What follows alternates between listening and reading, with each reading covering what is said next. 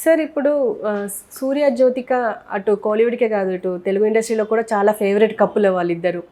So వాళ్ళిద్దరు విడిపోతున్నారు అంటే చాలా రోజులు వింటున్నాం. విడిపోతున్నంటే ఫ్యాన్స్ కూడా బాధనే. కానీ ఈ మధ్య జ్యోతిక ఓపెన్ అప్ అయ్యింది అని చెప్పేసి వార్త వచ్చింది. అది ఎంతవరకు నిజం అంటారు? యాక్చువల్గా వీళ్ళిద్దరూ విడిపోతున్నారని ఎప్పటి నుంచి చెప్పారు. దానికి ప్రధాన కారణం ఏంటంటే జ్యోతిక పిల్లల్ని తీసుకొని ముంబైకి షిఫ్ట్ అయిపోయింది. అక్కడే ఉంటుంది పిల్లలతో. సో దానివల్ల అందరూ కూడా ఏంటంటే ఇలా ఎందుకు వెళ్ళిందంటే వీళ్ళిద్దరి మధ్య గ్యాప్ వచ్చిందని దానికి ఒక స్టోరీ కూడా అల్లారు. అదేంటంటే శివకుమార్ వీళ్ళ ఫాదర్, సూర్య వాళ్ళ ఫాదర్ శివకుమార్, ఆయన కూడా ఒకప్పుడు హీరో. సో ఆయనకి జ్యోతికాకి మధ్య గొడవలు వచ్చాయని.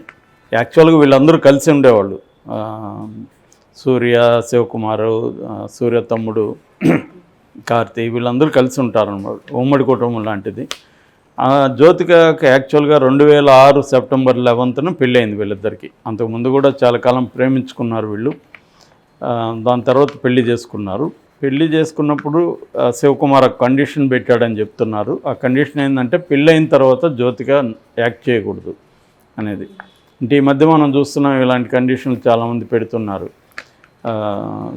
సో వీళ్ళు కూడా అది పెట్టినట్టుగా ఉంది. జ్యోతిక దానికి అంగీకరించింది. అలాగే ఇద్దరు పిల్లలు పుట్టారు. అయితే పిల్లలు పెద్దోళ్ళు అయిన తర్వాత ఆమెను చాలామంది అడుగుతున్నారు యాక్ట్ చేయమని.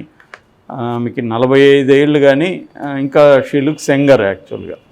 సో దానివల్ల రెండోది తమిళ్లో ఏంటంటే హీరోయిన్ కాకపోయినా కూడా ఫిమేల్ ఓరియంటెడ్ రోల్స్ క్రియేట్ చేస్తారు. మిడిల్ ఏజ్డ్ ఉమెన్కి కూడా అక్కడ స్కోప్ ఉంటుంది. డిఫరెంట్ సినిమాలు ఉంటాయి. సో ఓన్లీ గ్లామరస్ సినిమాలే చేయాల్సిన అవసరం ఏం లేదు. పెర్ఫార్మెన్స్ ఓరియంటెడ్ కూడా మీకు స్కోప్ ఉంది అక్కడ. రెండోది Jyothika one of the good actresses. So అందుకని ఆమెకి రోల్స్ వచ్చినప్పుడు ఆమె సూర్యని అడిగింది. సూర్య కూడా పర్మిషన్ ఇచ్చాడు యాక్ట్ చేయొచ్చని. కానీ ఈ శివకుమార్కి నచ్చలేదు అది. ఎందుకంటే పిల్లల్ని చూసుకోవడం, కుటుంబం చూసుకోవడం అనేది అవసరమని ఆయన ఫీల్ అవుతాడు. స్త్రీలో పెళ్ళైనాక ఇలా చేయడం రాంగు, దానివల్ల పిల్లల పెంపకం ఇబ్బంది అవుతుంది. రెండోది ఆమెకేమీ అవసరం ఉంది, డబ్బులు ఉన్నాయి, అన్నీ ఉన్నాయి. సో అనేది ఆయన. ఆమెకేమో తనకి యాక్టింగ్ పట్ల ఒక ప్యాషన్ ఉంది, దాన్ని చేయాలని ఆమె కోరిక ఉంది.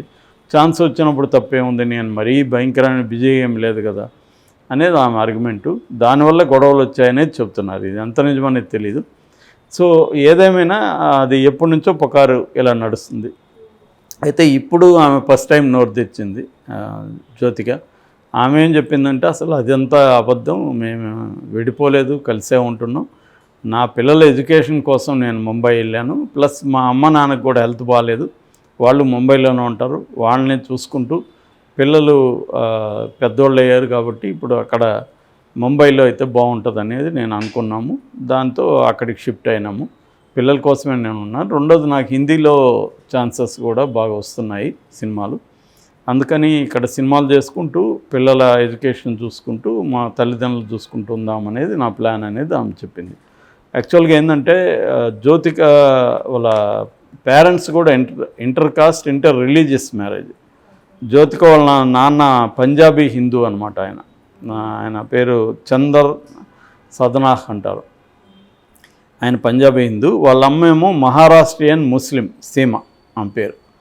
సో ఒక హిందూ ముస్లిం తల్లిదండ్రులకి ఏం పుట్టింది జ్యోతిక. సో కాబట్టి రెండోది ఏంటంటే ఆమె ముంబైలోనే చదువుకునింది. ముంబైలో సైకాలజీ డిగ్రీ చేసింది. కాబట్టి ముంబైలో ఎడ్యుకేషన్ అదంతా ఆమెకి ఐడియా ఉంది, సర్కిల్ ఉంది అక్కడ. తల్లిదండ్రులు కూడా వీళ్ళిద్దరూ అక్కడే ఉంటారు. సో యాక్చువల్గా ఈమెకి చెల్లెలు ఉన్నారు, కానీ తను దగ్గరుండి చూసుకోవాలి పేరెంట్స్ అని ఆమె అనుకున్నది. సో అలాగా చేసిందన్నమాట బేసిక్గా. మామూలుగా ఏంటంటే ఈ సెలబ్రిటీ కపుల్స్ మీద రకరకాలుగా వస్తుంటాయి. ఈ మధ్య కూడా అభిషేక్ బచ్చన్, ఐశ్వర్య మీద కూడా విడిపోయారని పుకార్లు వచ్చాయి. దాన్ని వాళ్ళు ఖండించలేదు, కానీ అప్పుడప్పుడు ఫ్యామిలీతో వాళ్ళకి వీడియోలు రిలీజ్ చేస్తున్నారు, మేము కలిసే ఉన్నారా బాబు అని. ఎందుకంటే కొద్దిగా వాళ్ళిద్దరూ కలిసి పబ్లిక్ అపియరెన్స్ లేకపోతే ఏదో ఒక పుకారు అయితే క్రియేట్ అవుతూ ఉంటుంది. ఏదేమైనా ఇదైతే ఒక కన్వీనియంట్గా అయితే ఇచ్చేశారు. మరి శివకుమార్ నిజంగా అలాగే చెప్పాడా తెలీదు. చెప్పినా కూడా వీళ్ళిద్దరూ అనుకున్నప్పుడు శివకుమార్ అభిప్రాయం అనేది పాటించాల్సిన అవసరం లేదు, హస్బెండ్ అండ్ వైఫ్ డిసైడ్ అయినప్పుడు. ఎందుకంటే దట్ ఈస్ దేర్ లైఫ్స్ వాళ్ళు డిసైడ్ అవ్వచ్చు. పిల్లల పెంపకం కూడా వాళ్ళు నిర్ణయించుకుంటారు. కాకపోతే ఏంటంటే ఈ మధ్య మనం ఇక్కడ సమంత నాగ చైతన్య విడిపోయిన తర్వాత కూడా ఎక్కువ మంది అభిమానులు కూడా ఏంటంటే తమ హీరోలు పెళ్లి చేసుకునే అమ్మాయి మళ్ళీ నటించకూడదు అనేది కోరుకుంటారు వాళ్ళు. ఎందుకంటే నటన వల్లే వీళ్ళిద్దరు విడిపోయారనేది ఎక్కువ మంది నమ్ముతున్నారు. సమంత విపరీతంగా ఎక్స్పోజింగ్ రోల్స్ చేయడం, లిప్ కిస్సులు పెట్టడం, ఈవెన్ అదేంటి సీరియల్ ఫ్యామిలీ మ్యాన్లో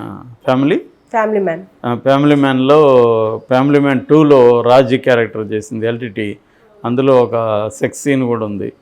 సో అవన్నీ చూసినప్పుడు ఫ్యాన్స్ ఏంటంటే ఆమెను ఇంతకుముందు అదే సీన్లో బ్రహ్మాండంగా ఎంజాయ్ చేస్తారు ఫ్యాన్స్. కానీ ఇప్పుడు మన హీరో భార్య అనేసరికి ఒక సోకాల్డ్ పవిత్రత, ఒక బరువంతా అమ్మాయి మీద పెట్టేస్తారు. దాన్ని మోయాలి ఆమె. వీళ్ళు పెట్టిన ఇమేజ్ ఏదైతే ఉందో ఆ ఇమేజ్లోకి తగినట్టుగా ఉండాలి. అంటే ఒక చట్రం గీస్తారు, ఇమేజ్ చట్రం. ఆ చట్రంలో ఉండకపోతే వాళ్ళు హర్ట్ అవుతారు సీరియస్గా. అంతకుముందు ఇంకా ఘోరంగా ఉండేది, ఇప్పుడన్నా కొద్దిగా మార్పు వచ్చింది. అంతకుముందు అయితే కృష్ణ కూతురు మంజులాని అసలు సినిమాలకే రానివ్వలేదు.